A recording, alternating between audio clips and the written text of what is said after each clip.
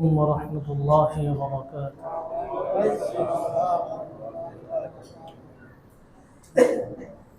الحمد لله نحمده ونستعينه ونستغفره ونؤمن به ونتوكل عليه ونعوذ بالله من شرور أنفسنا ومن سيئات أعمالنا. من يهدي الله فلا مضل له ومن يضلله فلا هادي له.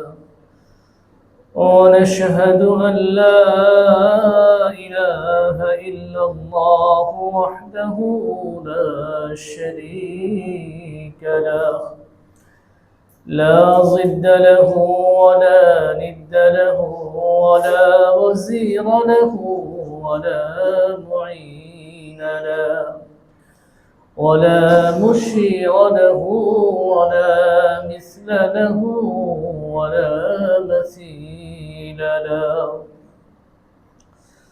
ونشهد أن سيدنا وسندنا وحبيبنا وحبيب ربنا ومحبوبنا وطبيبنا وطبيب أرواحنا محمدا عبد الله ورسوله، الذي أرسله الله تعالى بالحق إلى الخلق بشيرا ونذيرا وداعيا إلى الله بإذنه وسراجا وقمرا منيرا. أما بعد، فقد قال الله تبارك وتعالى في كلامه المجيد وفرقانه الحميد: أعوذ بالله من الشيطان الرجيم. بسم الله الرحمن الرحيم. اذهبوا بقميصي هذا فألقوه على وجه أبي يأت بصيرا وأتوني بأهلكم أجمعين. ولما فصلت العير قال أبوهم إني لأجد ريح يوسف لولا أن تفندون. قالوا تالله إنك لفي ضلالك القديم.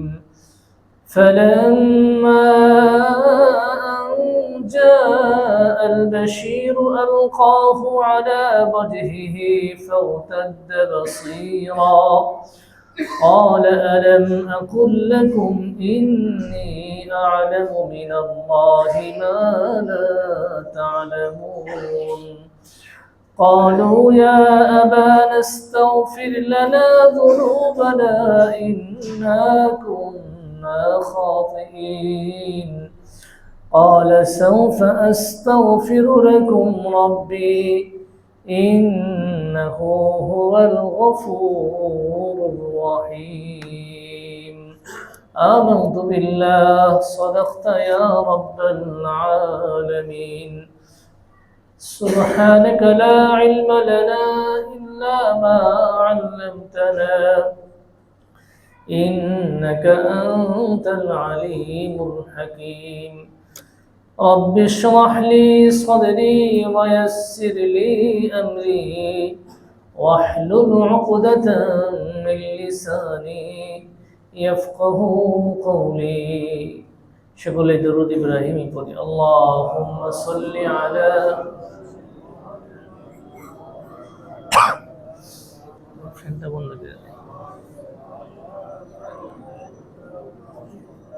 اللهم بارك على محمد وعلى آل محمد كما باركت على إبراهيم وعلى آل إبراهيم إنك حميد مجيد الحمد لله ثم الحمد لله আল্লাহ জাল্লা জালালুহু ওয়া আম্মা নাওয়ালুহু দরবারে আলী শানে শুকরগুজার হচ্ছে যে মহান রব্বুল আলামিন আমাদেরকে তার মহান গুরুত্বপূর্ণ হুকুম এশার ফরজ নামাজ আদায় করে কোরআনে হাকিম থেকে কিছু আলোচনা শোনার জন্য এবং আমাকে বলার জন্য সুযোগ দান করলেন।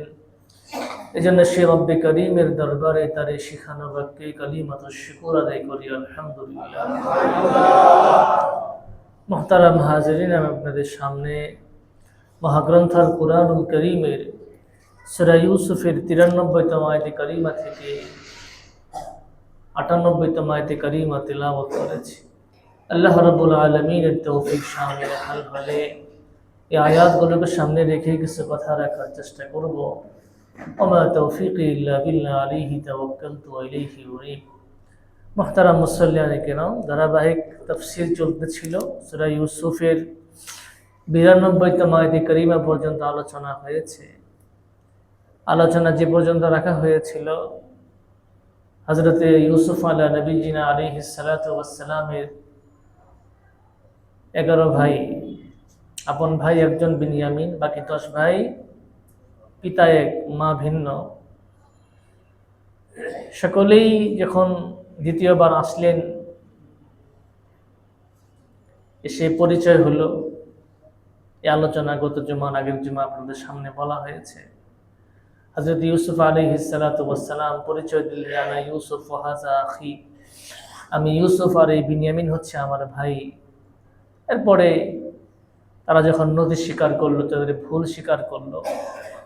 যেহেতু ইউসুফ আলাইহিস সালাতু ওয়াস সালাম তখন রাষ্ট্রনায়ক ছিলেন, ইচ্ছা করলে অনেক কিছু করতে পারতেন, কিন্তু ভাইদেরকে সাধারণ ক্ষমা ঘোষণা করে বলেছিলেন, লা তাসরিবা আলাইকুমুল ইয়াওম, আজ তোমাদের প্রতি আমার কোনো অভিযোগ নাই। কি নাই? ইয়াগফিরুল্লাহু লাকুম, আল্লাহ তাআলা তোমাদেরকে ক্ষমা করে দিয়েছেন, ক্ষমা করে দিবেন। ওয়া হুয়া আরহামুর রাহিমিন, তিনি সর্বোত্তম দয়ালু।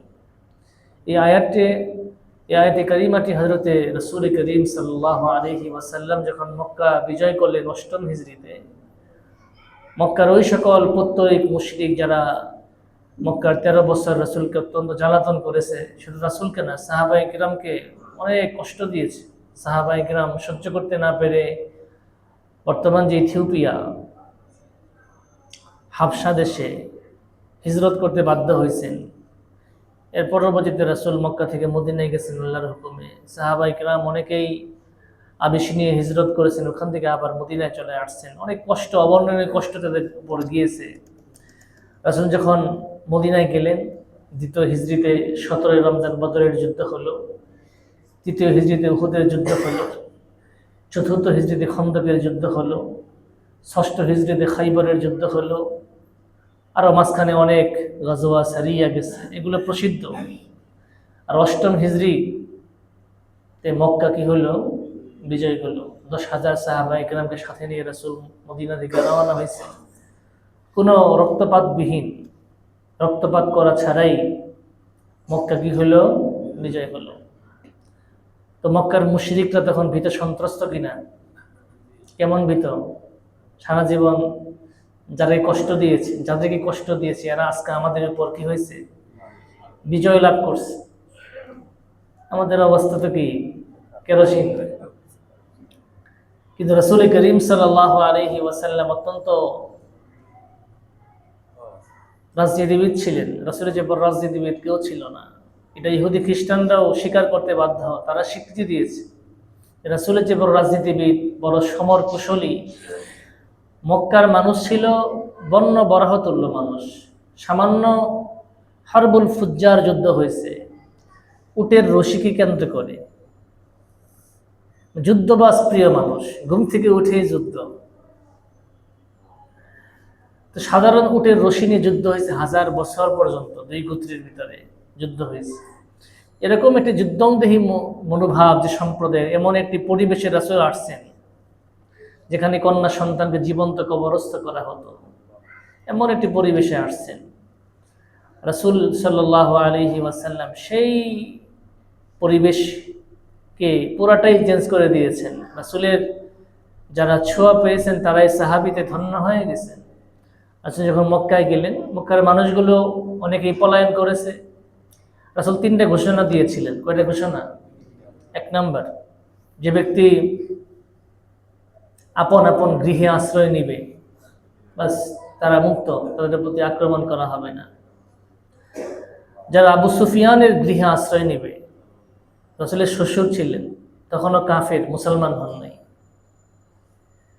বদরের যুদ্ধ যার কারণে হয়েছে, আবু সুফিয়ানের মাল আটকা পড়েছিল সাহাবা ইকরামের হাতে, মক্কায় খবর পাঠাইছেন, কারণ মক্কার যারা ছিল তাদের মাল সামানা ছিল এখানে।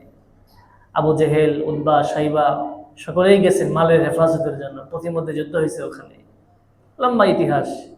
আপনারা সিরাতে মুস্তাফা কিতাব পড়বেন, আল্লামা ইদ্রিস কান্দেলভি রহমতুল্লাহ আলাইহি লিখিত কিতাব। মূল কিতাব উর্দুতে লেখা, 3 খণ্ড, ইসলাম ফাউন্ডেশন থেকে বাংলা হয়ে গেছে। তো দুটোই পড়বেন, উর্দু না বুঝলে বাংলা পড়েন। নির্ভরযোগ্য ইতিহাসের কিতাব, রাসূলের জীবনী। আমাদের ঘরে তো কত কার্ল মার্কসের জীবনী, লেনিনের জীবনী, হ্যাঁ, কত আউল ফাউল মানুষের জীবনী থাকে, রাসূলের জীবনী নাই আমাদের ঘরে। তো রাসূল করিম সাল্লাল্লাহু আলাইহি ওয়াসাল্লাম বললেন, আবু সুফিয়ানের গৃহে যে আশ্রয় নেবে সেও কি? আবু সুফিয়ান ধাক্কা লাগছে না? সারা জীবন যার বিরুদ্ধে যুদ্ধ করলাম, আর সে বলতেছে আজকে এত ক্ষমতা পাওয়ার পরে যে আমার গৃহে যে আশ্রয় নিবে সে কি মুক্ত? তৃতীয় বললেন, যারা মক্কা কাবা ঘরের ভিতরে আশ্রয় নিবে তারাও কি? কিছু ব্যতিক্রম ছিল। বুখারী জিলদে সানিতে ঘটনা আসছে, আব্দুল্লাহ ইবনে খাতাল মুতাআল্লিকুন বিআস্তারিল কাবা, কাবার গিলাফ ধরে রয়েছে, কিন্তু রাসূল বলছে ফাক্ত তাকে হত্যা করো। ব্যতিক্রম কিছু মানুষ ছিল যাদের ব্যাপারে আল্লাহ রাসূল ক্ষমা করেন নাই। কি করেন নাই? মার্কা মারা কিছু লোক থাকে না, হ্যাঁ? আজকে যদি মনে করেন যারা পলায়ন করেছে রাঘব বোয়াল আছে না, যদিও সরকারিভাবেই আমাদের জেনারেল ওয়াকরুজ্জামান বিদায় করে দিচ্ছেন তাদেরকে, যাক সেটা ভিন্ন বিষয়। যদি ওরকম 4-5টা মানুষ রয়ে যেত আর জনগণের হাতে গণপিটুনি খাই মরে যেত, আল্লাহ না করুক, কথার কথা বলতেছে, তো রাজনীতিবিদরা সোজা যেত 50 বছরের জন্য। কি হয়ে যেত? রাজনীতি করলে জনগণের জন্য কাজ করতে হয়, নয় জীবন দিতে হয়, সোজা হয়ে যেত রাজনীতিবিদরা। কিন্তু সেই সুযোগটা আমরা হাতছাড়া করছি আর কি। যাই হোক, আল্লাহ চান না আর কি, হয় নাই। তো রাসূল করিম সাল্লাল্লাহু আলাইহি ওয়াসাল্লাম তখন বলেছেন এই আয়াত, লা তাসরিবা আলাইকুমুল ইয়াওম, আজ তোমাদের প্রতি আমার কোনো কি নেই, অভিযোগ নেই, সাধারণ ক্ষমা ঘোষণা করছিলেন। আবু সুফিয়ান ওই 8ম হিজরিতে রাসূলের হাতে হাত রেখে মুসলমান হয়েছেন।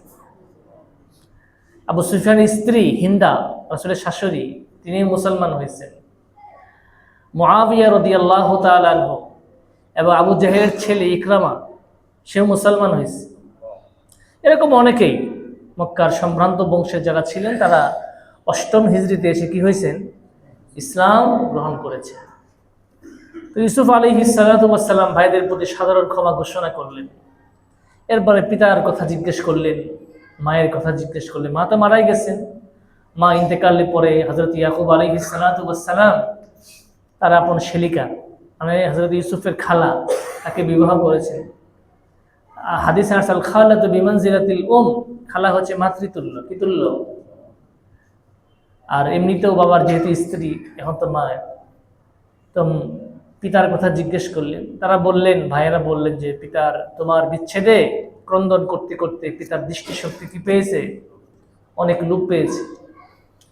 তখন ইউসুফ আলাইহিস সালাতু ওয়াস সালাম বললেন, ইযহাবু বিকামিসি হাযা। আজকে আলোচনা এখান থেকে শুরু।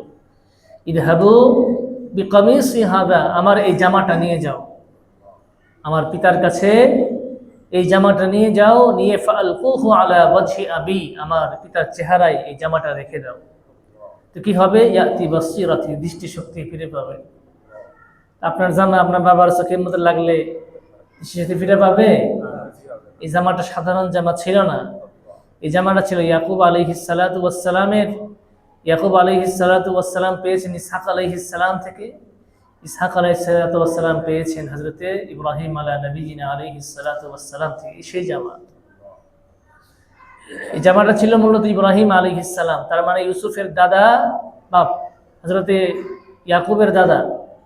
ইউসুফ আলাইহিস সালাতু ওয়াস সালামের পিতার নাম কি? ইয়াকুব। ইয়াকুবের পিতার নাম ইসহাক। ইসহাকের পিতার নাম ইব্রাহিম খলিলুল্লাহ আলাইহিস সালাতু ওয়াস সালাম। এরা সেই জামা, যে জামা পরিধান করেই হযরতে ইব্রাহিম খলিলুল্লাহ আলাইহিস সালাতু ওয়াস সালামকে নমরুদের অগ্নিকুণ্ডে ফেলা হয়েছিল, কিন্তু নমরুদের অগ্নিকুণ্ডে তিনি জ্বলেননি জামার বরকতে। এটা আল্লাহ তাআলার কুদরত।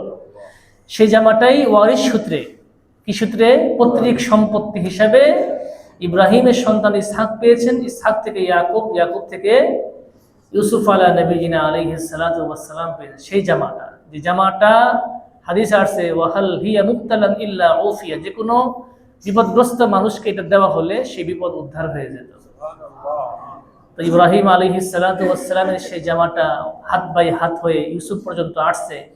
যখন পিতার এই দুরবস্থার কথা শুনলেন, যে পিতা আমার বিচ্ছেদে, আমার বিরহ ব্যথায় তার দৃষ্টিশক্তি লোপ পেয়েছে, সেই জামাটাই ভাইদেরকে দিয়ে বললেন ইযহাবু বিকামিসি হাযা, আমার এই জামাটা নিয়ে যাও, আর নিয়ে ফালকুহু আলা ওয়াজহি আবি, আমার পিতার চোখে আর মুখমণ্ডলে রেখে দাও, ইয়াতি বাসীরা, তিনি দৃষ্টিশক্তি কি পাবেন? ফিরে পাবেন। এরপরে বললেন ওয়াতুনি বিআহলিকুম আজমাইন, ওয়াতুনি বিআহলিকুম আজমাইন, এবং তোমাদের গোটা পরিবারকেই আমার কাছে নিয়ে আসো, মিশরে নিয়ে আসো। বর্তমানে মিশরে ছোট্ট না, আরব ভূখণ্ড তখন কি ছিল? যেমন সিরিয়া, বর্তমান সিরিয়া বিজয় হয়েছে না, স্বৈর শাসক ছিল বাশার আল আসাদ, তার পতন হয়েছে। তো সিরিয়া হাদিসের কিতাবে যে শাম শব্দ আসছে, শামের আসল নাম ছিল মুলকে সাম।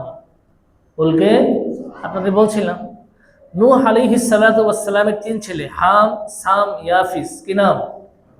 হাম, সাম, ইয়াফিস। সাম থেকে শাম। নূহ আলাইহিস সালাতু ওয়াস সালামের সন্তানের নাম হচ্ছে সাম, এখান থেকে মুলকে শাম, সিরিয়া। আরবিতে বলা হয় সুরিয়া। কি বলা হয়? আর মিশর আমরা বলি আরবিতে মিসরুম শব্দ। মিশর মানে শহর। অনেক পুরাতন একটি নগরের নাম মিশর। তো সিরিয়া একটা বিশাল বড় অঞ্চলের নাম, যদিও এখন যে সিরিয়া, বর্তমান যে সিরিয়াটা ছোট, আর হাদিসের কিতাবে যে সিরিয়া শব্দ আসছে, বর্তমান যে সিরিয়া, ফিলিস্তিন, ইরাক, জর্ডান, বহুত অঞ্চল নিয়ে কি ছিল, একটা অংশ ছিল। যাই হোক, হাদিসে অনেক সিরিয়া ব্যাপারে অনেক লম্বা চড়া আলোচনা আছে। তো বলতেছিলাম যেটা হযরতে ইউসুফ আলাইহিস সালাতু ওয়াস সালাম বললেন গোটা পরিবারকে আমার কাছে নিয়ে আসো। পিতার কথা বলেন, অথচ পিতাকে আনে গেছিল মূল উদ্দেশ্য ছিল কেন? মুফাসসিরিন কেরাম বলেন পিতাকে নিয়ে আসে কথার ভিতরে একটা খেলাফে আদব, এটা বিয়াদবি ভাব আছে। কি আছে? পরিবারের ভিতরে বাবা আছে না? কথা বলে না। বাবা কি পরিবারের বাইরে, নাকি বাবা নিয়েই পরিবার?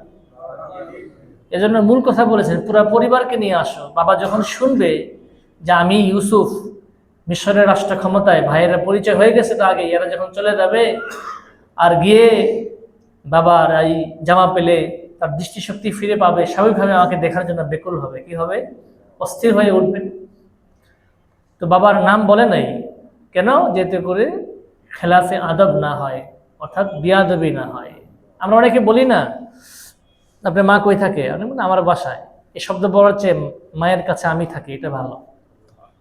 কথা বলেন, মা আমার কাছে থাকেন, এই শব্দের ভিতরে যে মুহাব্বত, আর মায়ের কাছে আমি থাকি, কোনটার ভিতরে মুহাব্বত বেশি? মা আমার কাছে থাকে মানে কি, মা শাখা হয়ে গেলেন, আমি মূল হয়ে গেলাম। আর মায়ের কাছে আমি থাকি, আমার বাবা মায়ের কাছে আমি থাকি, এটা হচ্ছে কি বাবা মাকে মূল রেখে আপনি নিজে কি হলেন, এটা হচ্ছে আদব। এই জন্য যেহেতু নবী ছিলেন, প্রত্যেকটি কথার ভিতরে কি আছে? আদব আছে। সাধারণ মানুষের কথা নবীর কথা এক না। এই জন্য বলেছি ওয়াতুন বিআহলিকুম আজমাইন, তোমাদের গোটা পরিবারকে আমার কাছে নিয়ে আসো। ওয়ালাম্মা ফাসলাতিল ঈদ, দেখেন কোরআনিক কারীম কোনো কিচ্ছার কিতাব না, বা কি তারপরে ঘটনা আকপিস যতটুকু এমনি বোঝানো সেটা নিয়ে আসে নাই। এরপরে কিভাবে তারা গেলেন মিশর ছেড়ে, গাড়িতে গেলেন, হাইটে গেলেন, উঠে গেলেন, নাকি ঘোড়ায় গেলেন, এগুলোর প্রশ্ন প্রয়োজন নাই। বাস তারা ওয়ালাম্মা ফাসলাতিল ঈদ, কাফেলা যখন রওনা হলো, মিশর থেকে বের হলো, মিশর থেকে বের হয়েছেন সন্তানেরা। ইয়াকুব আলাইহিস সালাতু ওয়াস সালাম রয়েছেন অনেক দূরে, কেনান, বর্তমান যে ফিলিস্তিন, ফিলিস্তিনের একটা গ্রামের নাম ছিল কি? কেনান। অনেক দূর। ইবনে আব্বাস রাদিয়াল্লাহু তাআলা আনহু তার তাফসীর অনুযায়ী মিশর থেকে কেনানের দূরত্ব ছিল ৮ দিনের দূরত্ব। কত দিনের? আর হাসান বসরি রহমতুল্লাহি আলাইহির রওয়ায়াত অনুযায়ী ৮ ফারসাখ অর্থাৎ প্রায় ২৫০ মাইল দূর ছিল। কত মাইল? প্রায় ২৫০ মাইল দূর। সন্তানরা রওনা করছেন, আর ক্বালা আবুহুম, তাদের পিতা কে ইয়াকুব আলাইহিস সালাম বললেন, ইন্নী লা আজিদু রিহা ইউসুফ, আমি ইউসুফের ঘ্রাণ পাচ্ছি। সন্তান রয়েছে কোথায়? ২৫০ মাইল দূরে, ৮ দিনের দূরত্বের রাস্তায়। সন্তানরা মাত্র মিশর থেকে রওনা করছেন পিতাকে আনার জন্য, আর ইয়াকুব আলাইহিস সালাম বলতেছে, ইন্নী, নিশ্চয় আমি, লা আজিদু রিহা ইউসুফ, ইউসুফের ঘ্রাণ পাচ্ছি। লাউলা আন তুফান্নিদুন, যদি তোমরা আমাকে অপকৃতস্থ না বলো, আমাকে বোকা না ঠাহরাও, তাহলে আমি বলবো নিশ্চয়ই আমি ইউসুফের কি পাচ্ছি? ঘ্রাণ পাচ্ছি, গন্ধ পাচ্ছি। সন্তান তো ওখানে, তারা তো আসতেছে। ওই ভাইদের ভিতরে সবার বড় ভাই ছিল ইয়াহুদা। কি নাম ছিল?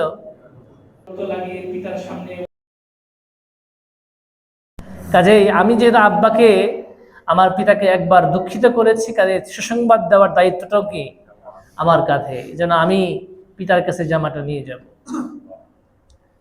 তো সন্তান তো ওখানে রয়ে গেছেন, সন্তানের সন্তান যারা, নাতি পরিবারে যারা রয়েছেন, তাদের সামনে কথা বলেছেন।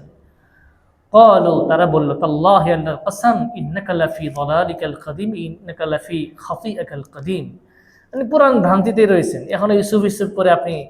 তারা তো মনে করছে ইউসুফ আর নাই, ইউসুফ আর কি দীর্ঘদিন হয়ে গেছে, সেই ছোট বয়সে ইউসুফে হারিয়ে গেছে।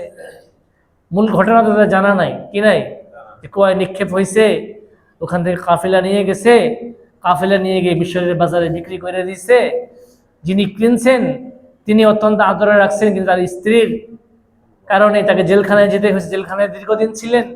এরপর অর্থমন্ত্রী হয়েছেন, হ্যাঁ, খাদ্যমন্ত্রী হয়েছেন, ফুড মিনিস্টার হয়েছেন। হ্যাঁ, আমাদের খাদ্যমন্ত্রীরা তো খাদ্য খাইয়া ফেলায়। কামরুল ইসলাম ছিলেন না, এখন রাষ্ট্রীয় অতিথি ভবন আছে মনে না, জেলখানা শব্দ শোনার চেয়ে রাষ্ট্রীয় অতিথি ভবন শব্দের ভিতরে মাদ্রাসাটা বেশি না। যাই হোক, দাগি আসামি এগুলো। গম গম নাকি এটা হাইকোর্ট থেকে কি রায় হয়েছিল যে এখানে কি করা হয়েছে, ২ নম্বরই করা হয়েছে আর কি, আইনগতভাবে তিনি অপরাধী। তো হযরত ইউসুফ আলাইহিস সালাতু ওয়াস সালাম তার এরকম ফুড মিনিস্টার ছিলেন না। তিনি যখন ছিলেন মিশরে, তখন দুর্ভিক্ষ ছিল। শুধু মিশর না, আশেপাশের অনেক অঞ্চলের মানুষকে তিনি নিজে সহযোগিতা করছেন তার স্বপ্নের ব্যাখ্যার কারণে। যাই হোক, পরবর্তী রাষ্ট্র ক্ষমতায় তিনি অধিষ্ঠিত হয়েছেন। তো পিতার কথা যখন এগুলো শুনলো, সন্তান নাকি বলতেছিল যে আপনি পুরাতন ভ্রান্তিতেই রয়েছেন।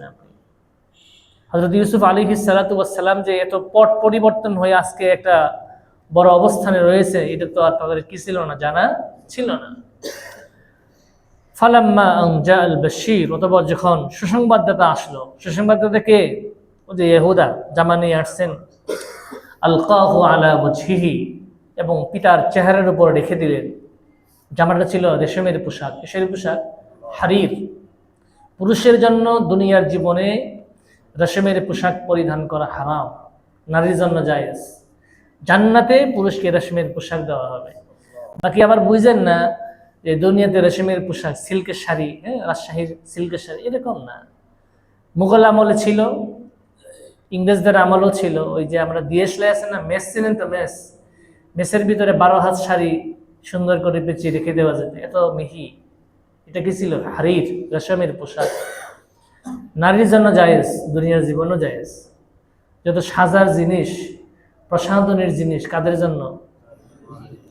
আর নারী সাজবে কার জন্য? ঠিক আছে না?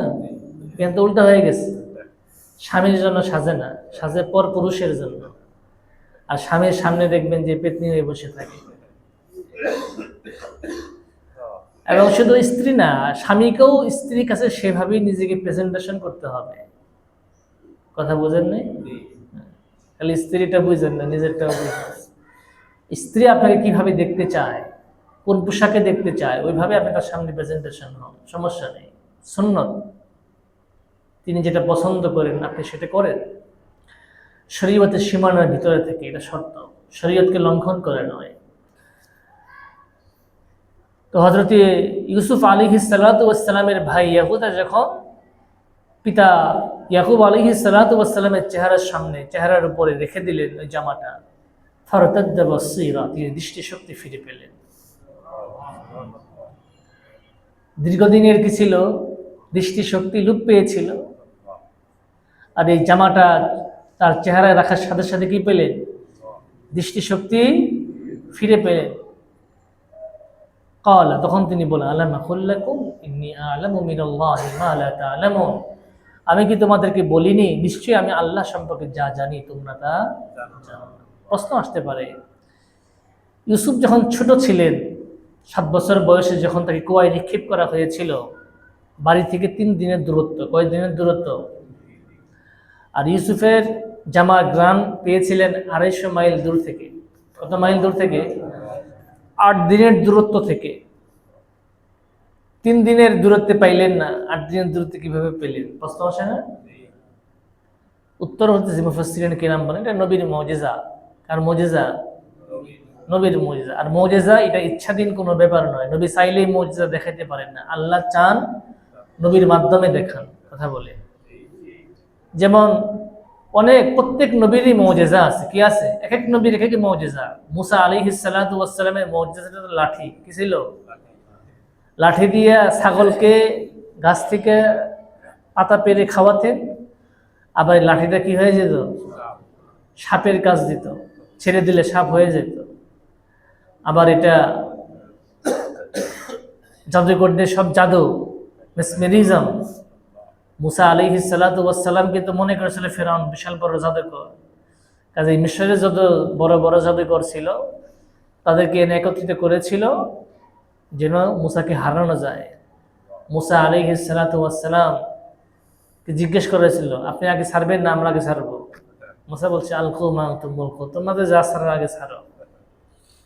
যখন সকলেই ছাড়লো, মুসা আলাইহিস সালাতু ওয়াস সালাম আস্তে করে লাঠিটা ছেড়ে দিয়েছেন।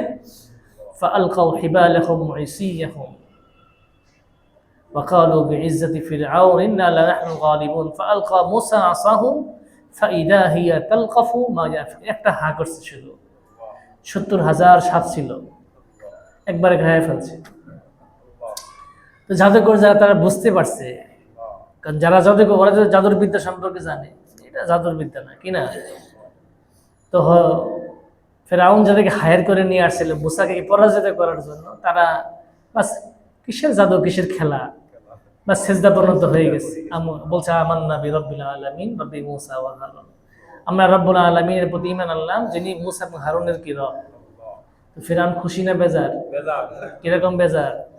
যাদেরকে আল্লাহ মুসাকে হারানোর জন্য এরা মুসার মুরিদ হয়ে গেল, কি হয়ে গেল? যাই হোক, হযরতে ইয়াকুব আলাইহিস সালাতু ওয়াস সালাম বললেন, ইন্নী আ'লামু মিনাল্লাহি মা লা তা'লামুন। যেটা বলতেছিলাম, ওই 3 দিনের দূরত্বে গ্রাম পান না, 8 দিনের দূরত্বে পেয়েছেন কেন? আল্লাহ তাআলাই ব্যবস্থা করছেন। কি করছেন? এটা নবীর মুজিজা ছিল। আল্লাহ তাআলা মুজিজা ইচ্ছাধীন না, মুজিজা কি হয়? আল্লাহ তাআলা চাইলে মুজিজা নবীর মাধ্যমে আল্লাহ তাআলা দেখান। রাসূল করিম সাল্লাল্লাহু আলাইহি ওয়াসাল্লামকে যে পরিমাণ মুজিজা দেওয়া হয়েছিল, কোন নবী রাসূলকে সেই পরিমাণ মুজিজা দেওয়া হয় নাই। হযরত আদম আলাইহিস সালাতু ওয়াস সালাম থেকে নিয়ে ঈসা আলাইহিস সালাতু ওয়াস সালাম পর্যন্ত যত নবী রাসূল আসছেন, প্রত্যেককেই যত মুজিজা দেওয়া হয়েছে তার চেয়ে এককভাবে রাসূলকে বেশি মুজিজা দেওয়া হয়েছে। হাদিসের কিতাবে ভুরি ভুরি ঘটনা আছে। রাসূল সাল্লাল্লাহু আলাইহি সাল্লাম বায়াতে রিজওয়ানে যখন হুদায়বিয়ার সন্ধি হলো, তার আগে যে ঘটনা বায়াতে রিজওয়ান হলো, সাহাবায়ে কিরামের সংখ্যা 1400। কতশো? আরব মরুভূমি, পানির ব্যবস্থা তো অত সহজলভ্য ছিল না। তো পানি কোথায় পাওয়া যায়? রাসূল করিম সাল্লাল্লাহু আলাইহি সাল্লামের আঙ্গুল থেকে ফোয়ারা হয়েছে। যে সাহাবীর যে পরিমাণ পিপাসা লেগেছে তিনি পান করেছেন, পাত্র ভরে পানি রেখে দিয়েছেন, সেই পানি দিয়ে পরবর্তীতে আবার কি করেছেন? জরুরত পূরণ করেছেন নখ দিয়ে। কি দিয়ে? নখ। রাসূল যখন মক্কা থেকে মদিনায় যান, সুরাকা ইবনে মালিক তখন কাফের ছিলেন, পরবর্তীতে মুসলমান হয়েছেন। আবু জেহেল যখন ঘোষণা করেছিল যে মুহাম্মদকে যে ধরে এনে দিতে পারবে তাকে 100 লাল উট দেওয়া হবে। কি দেওয়া হবে? মানে উট তো এমনি দামি, বর্তমানে একটা মার্সিডিজ গাড়ির দাম উটের দাম, ঠিক আছে না? তো লাল উটের দাম ছিল বেশি ওই সময়ে। তো সুরাকা ইবনে মালিক রাসূলের পিছনে ধাওয়া করছেন, কিসের জন্য? ধরে নিয়ে আবু জেহেলের কাছে দিতে পারলে কি 100 লাল উট পাওয়া যাবে, মানে 100 মার্সিডিজ গাড়ির দাম পাওয়া যাবে, চারটিখানি করতো না। তো যাওয়ার মধ্যেই তার ঘোড়া একদম এই পর্যন্ত জমিনে দেবে গেছে, আসলে মউজিজা ছিল। তো জিজ্ঞেস করলেন তুমি আসছো কেন? তো সব ঘটনা খুলে বললেন এই জন্য আসছে। তো বলে যে তুমি ছাগল চড়াইতেছ, আমাকে একটা দুগ্ধবতী ছাগল এনে দিতে পারবে? তো আমি তো ছাগলের মালিক না, কি না? আমি তো ছাগলের কিনা, আমি ছাগল চড়াই, মালিককে আমাকে জবাবদিহি করতে হবে। বলছে ঠিক আছে, ছাগলের বাচ্চা এখনো দুধ উঠে নাই, এমন একটা ছাগল নিয়ে আসো। হ্যাঁ, এটা নিয়ে আসতে পারবো। নিয়ে আসছে, রাসূল হাত দিছেন, উলান দুধে ভরে গেছে। রাসূল দুধ নিজেও খাইছেন, তারাও খাওয়াইছেন। এই দৃশ্য সে দেখছে, তখনই তার ভিতরে ইসলাম যে সত্য ধর্ম, যে সত্য নবী, এটা তিনি বুঝতে পারছেন। পরবর্তীতে মুসলমান হয়েছে। তাকে এরকম ঘটনা একটা হাজারো ঘটনা আছে, অনেক ঘটনা। ইয়াকুব আলাইহিস সালাতু ওয়াস সালাম বললেন, ইন্নী আ'লামু মিনাল্লাহি মা লা তা'লামুন, নিশ্চয়ই আমি আল্লাহ সম্পর্কে এমন কিছু জানি যা তোমরা জানো না। তো সন্তানরা তখন ভুল বুঝতে পারছে কিনা? সারা জীবন তো হযরত ইউসুফকে অনেক জ্বালাতন করেছেন, কষ্ট দিয়েছেন। তখন তারা বললেন, ইয়া আবানা, হে আমাদের পিতা, ইস্তাগফির লানা যুনুবানা, আমাদের পাপের জন্য, গুনাহের জন্য আল্লাহর কাছে কি করুন? ক্ষমা প্রার্থনা করুন। মানে আপনি আমাদের জন্য একটা দোয়া করুন, আল্লাহ যেন আমাদেরকে মাফ করে দেন। ইন্না কুন্না খাতিঈন, নিশ্চয়ই আমরা ভুলের ভিতরে ছিলাম, অপরাধী আমরা। কি আমরা? পিতার সামনে যখন সন্তানরা ভুল স্বীকার করে, আপনি ভুল করছেন, ইচ্ছায় হোক অনিচ্ছায় হোক, ভুল করে যদি নতি স্বীকার করেন, অপরাধ অর্ধেক কমে যায়। কথা বলেন। আর ভুল করার পরে যদি ঘাটতেরামি করেন, কি করেন? মাফ করতে কি হন না রাজি? তো দুনিয়ার নিয়ম। তো আমার সামনে বাবাদের নবী ছিলেন, কি ছিলেন? নবীদের মন আর কোমল হয়, তাদের মন স্বচ্ছ হয়। তো পিতার সামনে যখন সন্তানরা বলে ইন্না কুন্না খাতিঈন, আমরা ভুল করেছি, তখন পিতা নরম হয়ে গেছে। তখন তিনি বলছেন, ক্বালা সাউফা আস্তাগফিরু লাকুম রাব্বি, অচিরেই আমি তোমাদের জন্য আমার রবের কাছে ইস্তিগফার করব, ক্ষমা প্রার্থনা করব। প্রশ্ন আসতে পারে, তখন কেন করলেন? বলে অচিরেই করুন। মুফাসসিরিন কিরাম বলেন, অচিরেই বলতে শেষ রাতে তাহাজ্জুদের সময়, যখন আল্লাহর রহমত, যখন রাত্রির 1/3 যখন থাকে, আল্লাহর রহমত নেমে আসে। প্রত্যেক রাত্রিতেই এটা আসে। হাদিসে আসছে, যখন রাত্রির 1/3 থাকে, শেষ রাত্রির তাহাজ্জুদের সময় আল্লাহ তাআলা আসমানে নেমে আসে। আল্লাহ তাআলা নেমে আসে বলতে আল্লাহর রহমত নেমে আসে। আর ঘোষণা করতে থাকেন, আলা মিন মুস্তারজিকিন ফারজুকা, আলা মিন মুবতালান ফাউআফিয়া, আলা কাযা আলা কাযা হাত্তা ইয়াতলুআল ফাজর, কি আসল ক্ষমা প্রার্থী আমার কাছে ক্ষমা চাও। আলা মিন মুস্তাগফির ফাগফির লা, আলা মিন মুস্তারজিকিন, কি আসল রিজিক প্রার্থী আমার কাছে রিজিক চাও, ফারজুকা, বিটাকে রিজিক দান করব। আলা মিন মুবতালান, কি আসল বিপদগ্রস্ত আমার কাছে বিপদ থেকে মুক্তি চাও, ফাউআফিয়া, ফিয়াটাকে বিপদ থেকে উদ্ধার করবো। ওয়াজারি কুল্লা লাইলা, এটা প্রত্যেক রাত্রে হয়, ফজর উদয় হওয়া পর্যন্ত, সূরা সাদিক পর্যন্ত। কাজে এই শেষ রাত্রিতে ওঠার অভ্যাস করা। হযরত ইয়াকুব আলাইহিস সালাম তখন দোয়া না করে বলছে, অচিরে আমি দোয়া করব। উদ্দেশ্য হলো শেষ রাত্রিতে যখন আল্লাহর খাস রহমত আসমানে নেমে আসেন, সেই সময় দোয়া কবুলের উপযুক্ত সময়, এই সময় আমি তোমাদের জন্য কি করব? দোয়া। ইন্নাহু হুয়াল গফুরুর রহিম, নিশ্চয়ই তিনি ক্ষমাশীল, অতি দয়ালু। ফালাম্মা দাখালু আলা ইউসুফ, অতঃপর তারা যখন ইউসুফ আলাইহিস সালাতু ওয়াস সালামের কাছে প্রবেশ করলো, মাঝখানে অনেক ঘটনা আনা হয় নাই, এটাই বোঝা যায়। অর্থাৎ যখন পিতা দৃষ্টিশক্তি ফিরে পেলেন, পুরা পরিবারের লোক যখন বাইরে থেকে পাঠান, অনেক উট, 200 উট, তাফসীরে কিতাব আছে 200 উট বোঝাই করে আসবাবপত্র, দ্রব্য সামগ্রী, কাপড় চোপড়, আরো যা যা লাগে সব হযরত ইউসুফ আলাইহিস সালাতু ওয়াস সালাম ভাইদের কাছে দিয়ে গিয়েছিলেন। কত উট? 200 উট। মনে করেন 200 ট্রাক এখন বোঝাই করলে যে পরিমাণ জিনিসপত্র, এরকম জিনিসপত্র দিয়ে পাঠিয়েছেন যাতে করে পুরা পরিবারের সকলকে নিয়ে তারা মিশরে কি করতে পারে, আসতে পারে। এতদিন চলার জন্য যা যা দরকার সব দিয়ে পাঠিয়েছেন। তো যখন সন্তানদেরকে নিয়ে, সকলকে নিয়ে, সংখ্যা কত ছিল? তাফসীরের কিতাবে আসছে 72 জন। কতজন? আর কোন কোন রেওয়ায়েতে পাওয়া যায় নারী পুরুষ মিলে 93 জন। কতজন? দুইটা রেওয়ায়েত 72 অথবা 93, যেটাই হোক।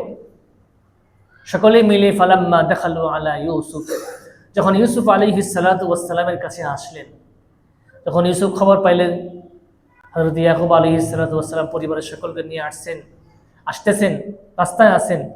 4000 সেনাবাহিনীর ভিতরে যারা চৌকস, এদেরকে নিয়ে পিতাকে গার্ড অব অনার, ঠিক আছে না, রাষ্ট্রীয় মেহমান আসলে গার্ড অব অনার দেওয়া হয় না, লাল গালিচার সংবর্ধনা দেওয়া হয়। পিতা এতদিন পর আসতেছেন, মাঝখানে দুদিনের বিচ্ছেদ, সেই পিতা এতদিন পরে পরিবারের সকলকে নিয়ে আসতেছেন। রাষ্ট্রীয় মেহমান তিনি। কি মেহমান? রাষ্ট্রের পক্ষ থেকে দাওয়াত পেয়ে আসতেছেন, কারণ তিনি নিজের রাষ্ট্রনায়ক। তিনি তো দাওয়াত দিচ্ছেন, কথা বলে না। গণভবনের দাওয়াত পাইলে কত মানুষ খুশি, ঠিক আছে না? তো মিশর তো আর বাংলাদেশের মতো ছোট্ট না, আর অনেক বড় ছিল। আর মিশর রাষ্ট্রের ক্ষমতার যিনি মূল কেন্দ্রবিন্দু ছিল, ইউসুফ আলাইহিস সালাতু ওয়াস সালাম দাওয়াত দিয়েছেন, সন্তান তার পিতাকে দাওয়াত দিয়েছেন পরিবারের সকলকে নিয়ে আসার জন্য।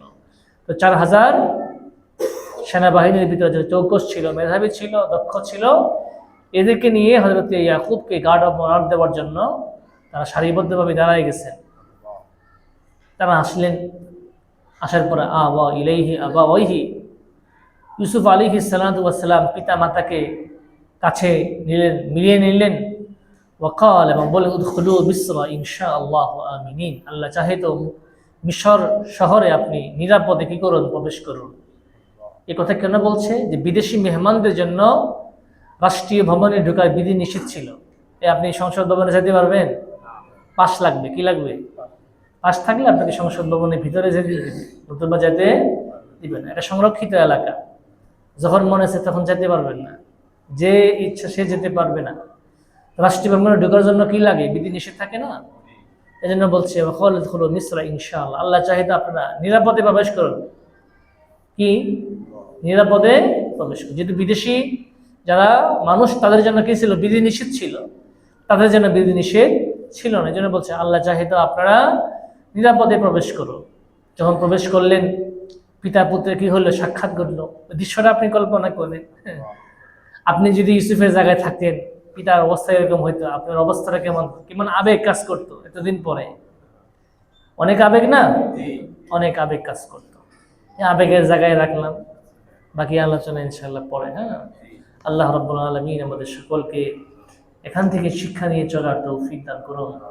আমিন। ওয়া আখিরু দাওয়ানা আলহামদুলিল্লাহি রাব্বিল আলামিন। দরুদ আল্লাহুম্মা সাল্লি আলা মুহাম্মাদ ওয়া আলা আলি মুহাম্মাদ كما صليت على إبراهيم وعلى آل إبراهيم إنك حميد مجيد. اللهم بارك على محمد وعلى آل محمد كما باركت على إبراهيم وعلى آل إبراهيم إنك حميد مجيد.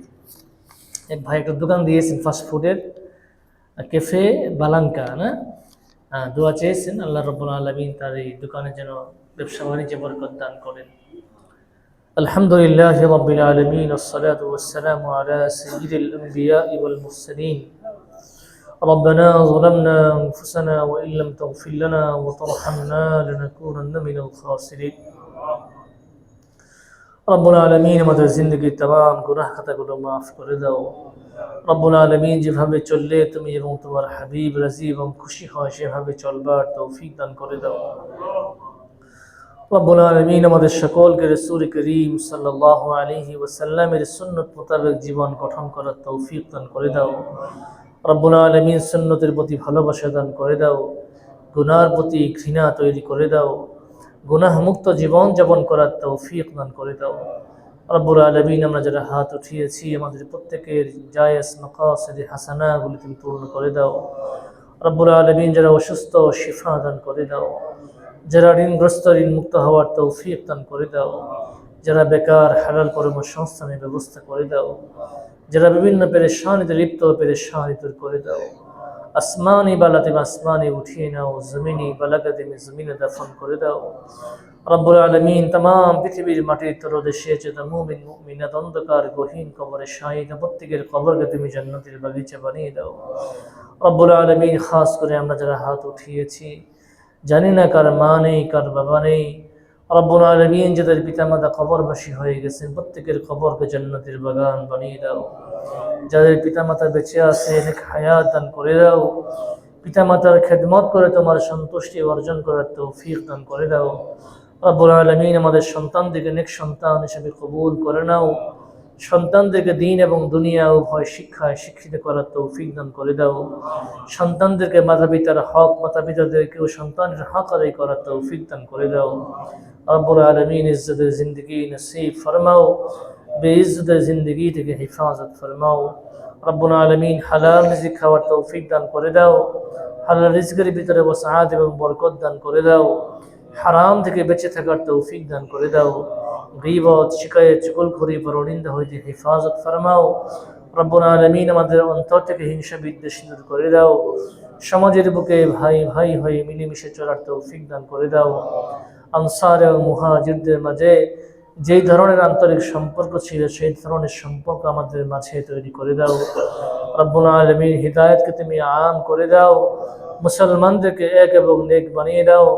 রব্বুল আলামিন, এলাকাবাসীর অন্তরকে মসজিদমুখী করে দাও। সকলকে তোমার দ্বীনের কথা বোঝার এবং সে অনুযায়ী আমল করার তৌফিক দান করে দাও। রব্বুল আলামিন, এক মুসল্লি ভাই দোকান দিয়েছেন, ফাস্টফুডের খাবারের দোকান, দোয়া চেয়েছেন। রব্বুল আলামিন, তার দোকানে তুমি খাইর বরকত নাজিল ফরমাও। সুন্নত তরিকায় ব্যবসা করার তৌফিক দান করে দাও। রব্বুল আলামিন, ওযুখানা সংস্কারের জন্য কিছু টাকা মসজিদে দান করেছেন, তার দানকে তুমি কবুল ফরমাও। দানকে উসিলা করে সকল ধরনের বালা মুসিবত থেকে হেফাজত ফরমাও। রব্বুল আলামিন, যা চাইলাম তাও দান করো, যা চাইতে পারলাম না তোমার নিজ ফজল করো, বেদা দান করো। রব্বুল আলামিন, মুরব্বী বাবাজিদিকে সিদ্দিক আকবরের মতো কবুল করে নাও। যুবক ভাইদেরকে হযরত ওমর ফারুক এবং খালিদ বিন ওলীদের মতো কবুল করে নাও। যুবকদের জওয়ানিকে তোমার দ্বীনের কাজে ব্যয় করার তৌফিক দান করে দাও। ছোট ভাইদেরকে মাআজ আর মুআওয়াজের মতো কবুল করে নাও। ربنا تقبل منا إنك أنت السميع العليم وتب علينا إنك أنت التواب الرحيم. سبحان ربك رب العزة عما يصفون وسلام على المرسلين والحمد لله رب العالمين.